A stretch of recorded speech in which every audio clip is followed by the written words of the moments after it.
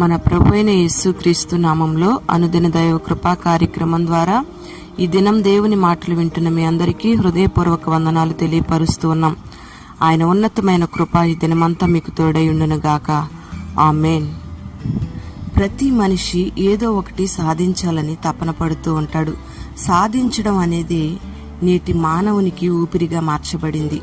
కొంతమంది పరుగు పందాల్లో పతకాలు సాధించాలని ఒక ఆలోచన కలిగి ఉంటారు.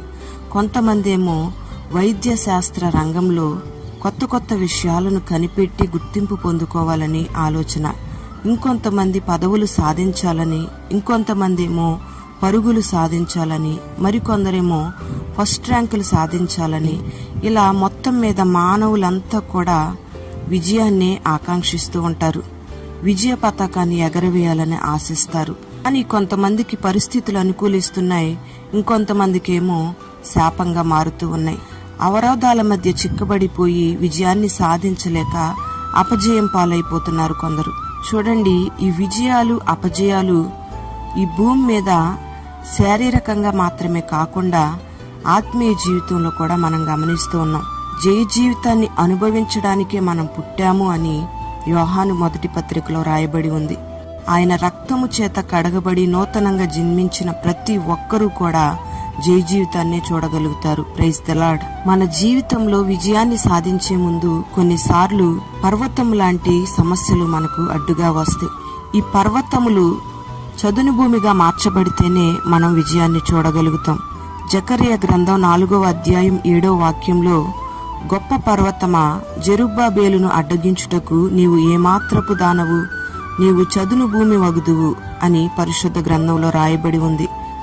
జెరుబ్బాబేలు ఎదుట ఒక గొప్ప పర్వతం అడ్డుగా వచ్చినప్పుడు దానిని దేవుడు చదును భూమిగా మార్చినట్టుగా ఈ వాక్య భాగాన్ని బట్టి మనం గమనిస్తాం. దేవుణ్ణి నమ్ముకొని దేవుని మీద ఆధారపడి ఆయన్ని ఆశ్రయించి నడుచుకున్న ప్రతి ఒక్కరి జీవితంలో దేవుడు మహత్తరమైన కార్యాలను చేశాడు.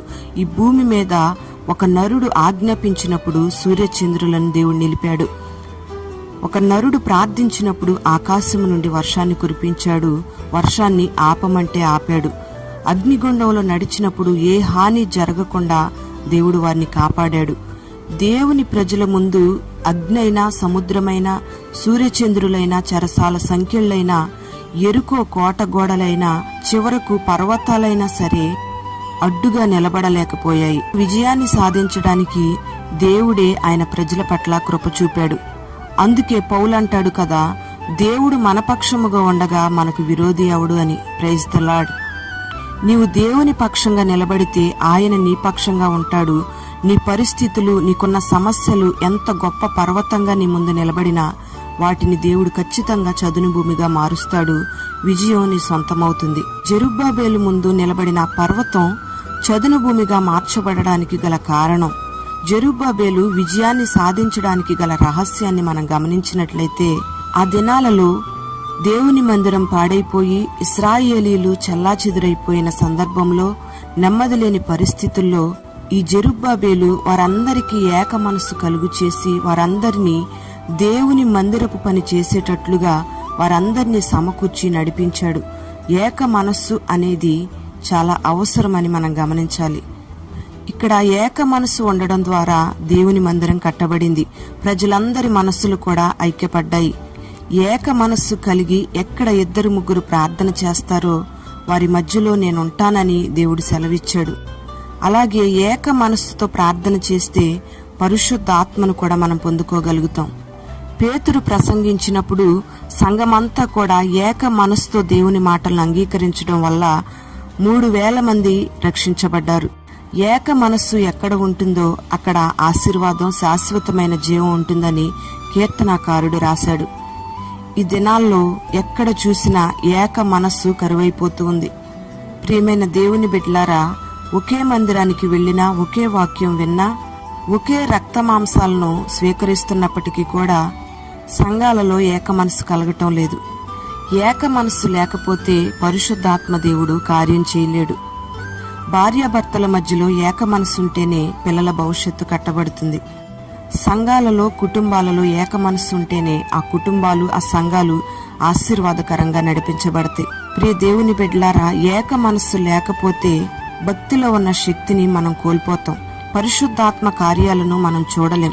ఏక మనస్సు లేని సంఘాలైనా, కుటుంబాలైనా, హృదయాలైనా సాతానుకు స్థావరాలుగా మారిపోతాయి. ఏక మనస్సు లేకపోతే బ్రతికి ఉన్న చచ్చిన అనుభవాల్లోనే ఉన్నట్టు. ఆ దినాలలో సంఘం ఏక మనస్సుతో ప్రార్థించినప్పుడు చెరసాలలో ఉన్న సేవకుడైన పేతురు విడిపించబడ్డాడు. ఏక మనస్సు లేకుండా మనం ఏదీ సాధించలేమనే సత్యాన్ని మనం గ్రహించాలి. ఏక మనస్సు లేకుండా దేవుని కార్యాలను మనం చూడలేం. జెరుబ్బాబేలు ఎదుట ఉన్న పర్వతం చదును భూమిగా మార్చబడడానికి జెరుబ్బాబేలులో ఏక మనస్సు ఉంది. జెరుబ్బాబేలు దేవుని ప్రజలందరినీ కూడా సమకూర్చి ఏక మనస్సులోకి నడిపించి దేవుని పని జరిగించాడు. అందుకే జెరుబ్బాబేలు గొప్ప విజయాన్ని చూడగలిగాడు. Praise the lord. ప్రియమైన దేవుని బిడ్డ, నీ జీవితంలో విజయాన్ని సాధించాలని నువ్వు ఆశపడుతున్నావు. నీ జీవితంలో వస్తున్న పర్వతం లాంటి సమస్యలన్నీ కూడా నీ ముందు నిలబడకుండా చదును భూమిగా మార్చబడాలని నువ్వు ఆశపడుతున్నావు.